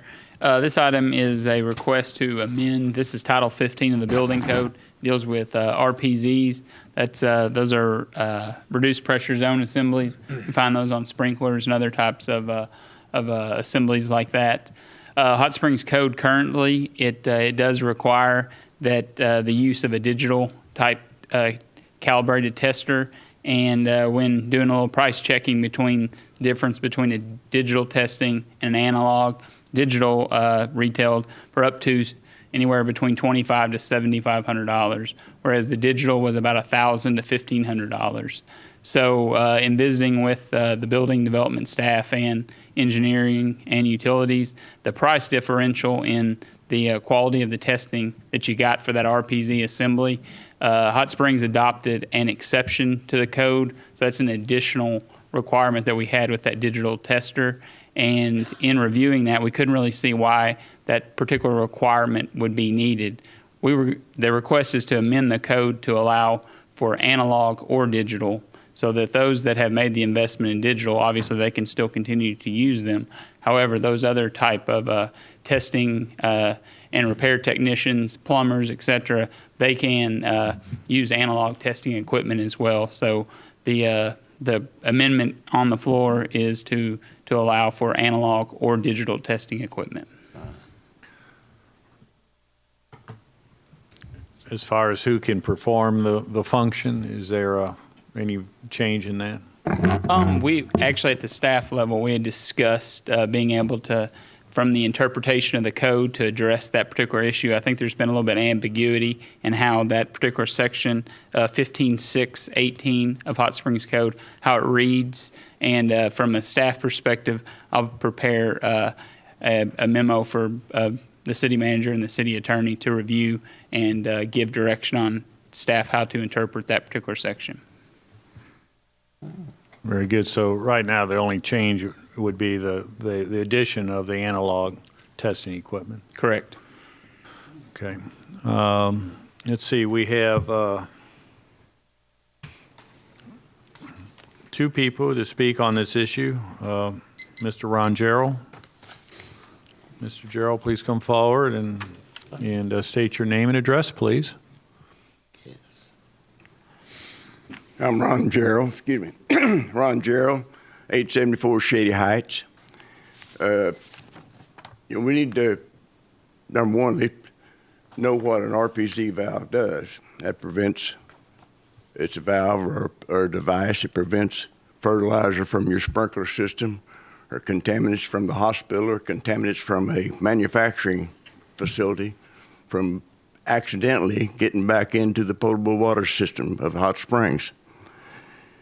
We're now using a digital device to test with, which this digital device is a computer that measures the static pressures, measures the differential pressures in between each zone of that valve that causes it to leak, and you get a certified test. The machine has to be certified, and the test is certified. It also prints out a ribbon, a tab sheet, After the test, it prints everything that it read from your water service or from the service that is tested. Now, when you go to the analog system, you're looking at a pair of gauges with the same hoses that the digital machine has got on it. But the man looking at the gauges is writing down the differential pressures and whatever, and you're depending on his integrity to give you the right measurements and the right test. So I'm totally against changing to the analog system.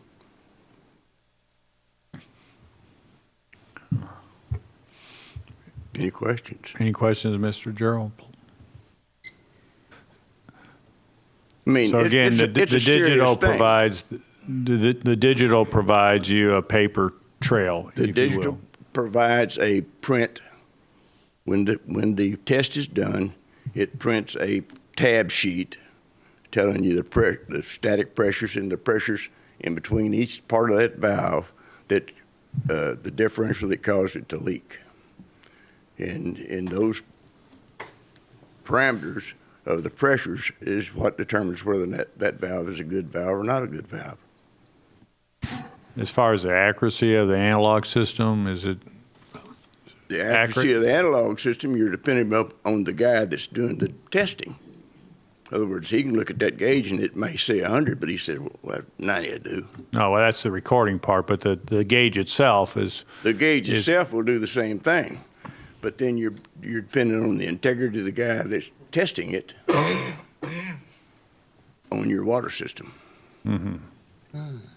Director Filey? Mr. Gerald, for the consuming public, what is the price difference for an RPZ valve check when you use the two different kinds of equipment? I don't know. Okay. We haven't had the analog system here. When it was introduced, I guess in 2003, which is 15 years ago, we were required to buy those digital systems, and we that test RPZs, we're accustomed to using that device, and it does an accurate device. It is, we have to send them into a certification every year, and that machine is certified, and we have proof of certification, and the city gets the certification of that machine. Thank you. What is the frequency of the property owner having to have the valve tested? 1 year. One time each year? Yes, sir. Very good. Any other questions of Mr. Gerald? Thank you. Thank you for your time. Thank you. Mr. Darrell Kunkel? Please come forward. Welcome. Please state your name and address. Darrell Kunkel, 579 Walnut Hill Drive, Hot Springs. Hot Springs has led the way. The standards above the state code. The state is just a minimum requirement. Hot Springs took the next step to go farther. The gauges will test, but the digital gives you a printout. You can go back. You're supposed to keep the records for 7 years when you test these. It's not something that's sticking up out of the ground on a lawn sprinkler. It's actually, if everybody could go to the school, you'd want an RPZ on everything. And you'd want qualified people testing them. So, Hot Springs has took the step to say we're going to be better than the minimum, and therefore, I'd hate to see it go backwards. Any questions of Mr. Kunkel? Thank you. That completes those who have signed up to speak on this issue. We'll have discussion amongst directors. I have a question.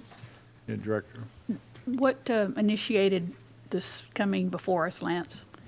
We'd gotten some discussions actually amongst staff as far as the digital and analog portion, and really it was one of the things that staff had reviewed and looked at, that it would be something to possibly amend that section. But why? The requirement they felt was a little more stringent, obviously, than the gentleman had mentioned in the state code, and really when we were discussing any type of issues that we had that would lead us to take that step that would make it a little more stringent, no one could really recall what brought the change about. So in doing that, it was an attempt to, one, possibly decrease costs for residents as they have those RPZs inspected, but then also to look at amending that section to take a requirement that's an exception and make it kind of across the board and competitive with other cities. Have local plumbing groups said that they would do it cheaper if they could use the analog? Not specifically. That would just be something we would probably lead us to a cheaper price, but we're not exactly for sure. Director Garcia? Thank you, Mayor. In looking at this issue and looking at the Arkansas State Plumbing Code, the Arkansas Plumbing Law 1738-302, Code 1951, and annotated Title 17, Chapter 38, the state, none of these areas require this digital testing, and looking at all of our surrounding cities and other cities our size, they do not require it. And currently, the other cities and the states do require the tester to be certified. But as a result, also, the city is supposed to, in our water utility staff, keep up and track testing of the RPZs in our plumbing system. So on all of this, currently, RPZs are being installed and tested, are not being tested, but they're being installed and taken out by individual property owners, by people not getting a permit, not even on the radar of the city, because they don't have the digital equipment. They're bypassing other requirements, and they're not being permitted. And so this, we can't track if the tests aren't being sent in. But we're supposed to have, we have a listing in our system of all the RPZ valves. So as a city utility, we're supposed to be making sure we get a copy of that test annually. And we haven't been doing that, to my understanding, and that's being looked at too. But these other items, the city attorney and city management are going to address administratively, but the requirement of the digital, because the so many that don't have it, they're bypassing all the other procedures. And the reason property owners are doing that is because of the difference in price. So requiring the digital has imposed a much higher price to property owners that do not want to pay that. So we have as much doing it outside the regulations as inside. So it would be better to have it tested, because as the gentleman said, it's very important. It's for our safety, and the Department of Health is the one that administers this certification for these testers. So it's very important that we do get proper testing, whether it's digital or analog, versus not having it tested at all. So you're of the feeling that compliance would be enhanced? We'd have greater compliance? Yes, sir. If we expanded to analog? How do you make the assumption or assertion that there are price differences in fees when, in fact, everyone who's able to test an RPZ valve today is required to have a digital? So I don't understand how we have just gone directly to an assumption that because an analog is cheaper, that the fee will be less. I'm going by what I know from different neighborhoods in my district that have not been getting it tested. That has nothing to do with digital versus analog. It has everything to do with compliance, and it appears to me that we have not followed through on making sure that those RPZ values are registered and, in fact, tested every year. So I'm going to say again, I don't understand. I know what they were told. Even some plumbers. I'm not saying plumbers have done it, and they said that's why they weren't doing it, because they couldn't afford the digital equipment. So from that standpoint, I'm saying. So we have whole businesses going out there and changing RPZ I'm valves? saying we have some that are. They say plumber. I don't know. I haven't looked at their licensing. That are, but they're not applying for permits. I'm just uncomfortable with that anecdotal information. Well, The tester is certified. I think there's no question that there are people out there that do it on their own. Absolutely. And that's in violation of our code and state code. Right. And that's on us for not cross-checking that and being able to enforce that provision of the code. And now that everybody knows we haven't been doing it, I suppose there'll be more people that will do their own RPZs. So we better get on the horse. But whether it's digital or whether it's analog, something needs to be reported to the city that the city can then cross-check on their records. And if that's a digital printout that's a tab from the machine, that's one way of doing it. If it's analog, I suppose we're going to have to come up with some form for them to fill it out in triplicate so they can give the house owner, the city, and bill collector. But Should be a permit. But I know in 2003, the city of Hot Springs did implement the RPZ requirement as well as the backflow prevention device for sewer. And in fact, if you do not, we have a policy that if you do not have a backflow prevention device on your wastewater lines, then we're not going to be responsible for any backflow within the structure. The fact that the city went beyond what was required under state code, I was involved, but I don't remember what the thought process was back then. But we did go beyond what the minimum requirements are. Mr. Kunkel, you have something to add? Yes. I'm 3 days older than dirt. I've been here forever. The RPZ program has suffered, and I don't like to blow anybody's horn, but you have a man now that's trying to straighten it out. People haven't been getting them tested. Nobody cared. Brad Burks has took the bull by the horns and made a few people mad at him, but he's trying. He needs all the support that he can get because, like I say, it's been bad in the past. And there's a lot of people say, I'm not having that thing tested. Well, if you went to the school, you'd want it tested. Mm-hmm. So I'm saying that we've took a step in the right direction, and I'd hate to see it go backwards. Thank you. Mayor? Yes. I personally am not comfortable on this either way. I think staff needs to take this back and bring it back to us. I think more work needs to be done before I can make a vote on it. Are you making a motion to table? I'll second it if she's making a motion. Got a motion I to make table? a motion to table.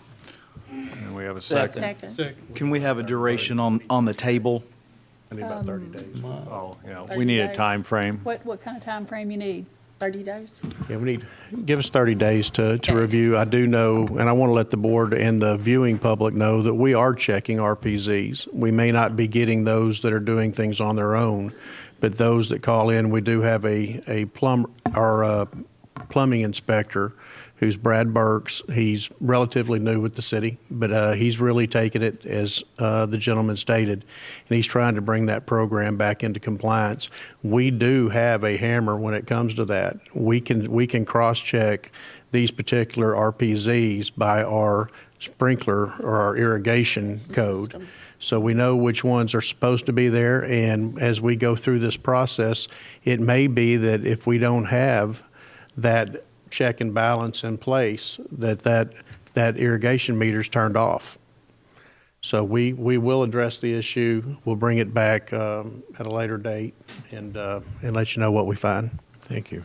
Let's, since our meetings are not necessarily 30 days apart, the first meeting in March is March 5th. Today is March 5th, February 5th. So you want to? I'll be out of town March 5th. Out of town March 5th? So if we could have March 19th? March 19th? March 19th. So we table it Yes, please. until March 19th. That's okay? Thank you. Director Weatherford? Yes, sir. Everybody's fine with that? All in favor? Motion to table until March 19th, signify by, do we do a roll call vote or a voice vote on it? Voice vote would be Voice fine. vote, okay. Yeah. March 19th. All in favor signify by saying aye. Aye. Pose same sign. Table is approved. That was our last action item of the evening. Board of Directors, items for discussion. Any items for discussion? I'll just make one comment. I think as Director Clark asked, what brought this on. If I recall correctly, I think about 4 to 6 months ago, we had a gentleman approach us under the public comment section and Yes, raise we this did. issue, which may have planted the seed for the staff to kind of readdress this. So, and we do appreciate people coming to public comment and giving us their thoughts. And a couple weeks ago, we had some public comments on an issue, and following that meeting on Facebook, people said, well, the directors will listen, but not necessarily take any action on it. To the degree that on this particular issue, we had an individual come forward, make comment, the city looked at it. We appreciate the feedback we've had from Mr. Gerald and Mr. Kunkel, and we want to do the right thing, and we know that people can look at similar issues or look at an issue and have differences of opinion on that, and that's what we're trying to balance here. Certainly public safety is of utmost importance to us, and we appreciate the insights that have been provided tonight. So thank you, Director Clark, for tabling, and Director Weatherford and the staff will work on this. So any other comments from directors? We had no individuals. Pardon? Yeah, I'm the only one. I don't think we had anybody sign up under public comment, did we? We did? Mr. Esther. Yeah, we did. We have an individual signed up under public comment, but at this point in time, I'll entertain a motion to adjourn. Mayor, I'd like to make that motion, please. Thank you. I move that we adjourn for the night. Second. We got a second by Director Garcia. All in favor of adjourning, but remaining in your seat for public comment? All in favor of adjourning, signify by saying aye. Aye. Opposed, same sign.